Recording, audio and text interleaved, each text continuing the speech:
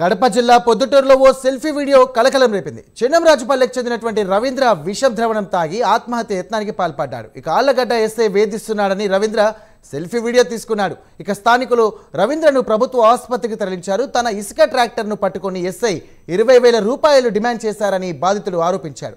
ఇక అప్పటికి 10,000 రూపాయలు ఇచ్చినప్పటికీ మరో 10,000 రూపాయలు కూడా ఇవ్వాలని డిమాండ్ చేసినట్లు ఈ సెల్ఫీ వీడియోలో ఆవేదన వ్యక్తం చేశాడు. తనకు deputy CM Pawan Kalyan, CM Chandrababu న్యాయం చేయాలని బాధితుడు కోరాడు.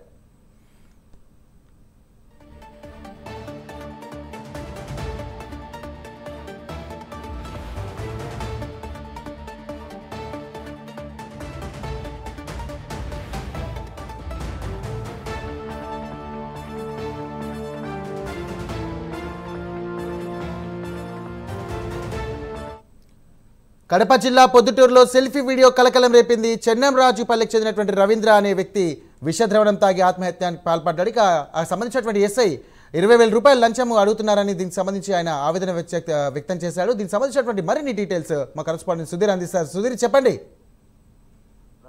సాయిరామ్, ముఖ్యంగా చూసుకుంటే ఏదైతే పొద్దుటూరు చెన్నంరాజుపల్లెకి చెందినటువంటి ఓ వ్యక్తికి సంబంధించినటువంటి సెల్ఫీ వీడియో అయితే గనక ఇప్పుడు హల్చల్ అవుతుందని చెప్పుకోవచ్చు. అయితే ముఖ్యంగా పూర్తి వివరాల్లోకి వెళ్తే గనక ఏదైతే చెన్నంరాజుపల్లెకి చెందినటువంటి ఇసుక ట్రాక్టర్ డ్రైవర్ అయినటువంటి రవీంద్ర ఇసుక తోలుకుంటూ ఉండేవాడు. అయితే ఈ నేపథ్యంలో కూడా ఆళ్లగడ్డకు చెందినటువంటి ఎస్ఐ ఏదైతే ఈ ఇసుకకు సంబంధించిన దాంట్లో లావాదేవీల్లో కూడా పూర్తి స్థాయిలో రవీంద్ర ట్రాక్టర్ కూడా పట్టుకోవడం జరిగింది. అయితే ఈ నేపథ్యంలో ఆ ట్రాక్టర్ ను విడిపించేందుకు దాదాపుగా ఎస్ఐ రవీంద్ర 20,000 ఎస్ఐ అయినటువంటి అతను కూడా రవీంద్రని 20,000 రూపాయలు కూడా డబ్బులు అడగడం జరిగింది. అయితే ఈ నేపథ్యంలో కూడా రవీంద్ర ఫోన్ పే ద్వారా కూడా 10,000 రూపాయలు కూడా అతనికి పంపించడం జరిగింది. అయితే ఈ నేపథ్యంలో 10,000 రూపాయలు సరిపోదు, నాకు అదనంగా మళ్ళీ 10,000 రూపాయలు కావాలంటూ కూడా ఈ రవీంద్రని అయితే గనక బెదిరించడం జరిగింది. అయితే ఇతను ఏమీ తోచక పూర్తి స్థాయిలో అయితే గనక నన్ను ఎస్ఐ ఇబ్బంది పెడుతున్నాడంటూ కూడా వేస్మాల్ బాటిల్ తెచ్చుకొని ఆ వేస్మాల్ తాగడం జరిగింది. అయితే అక్కడ ఉన్నటువంటి కొంతమంది స్థానికులు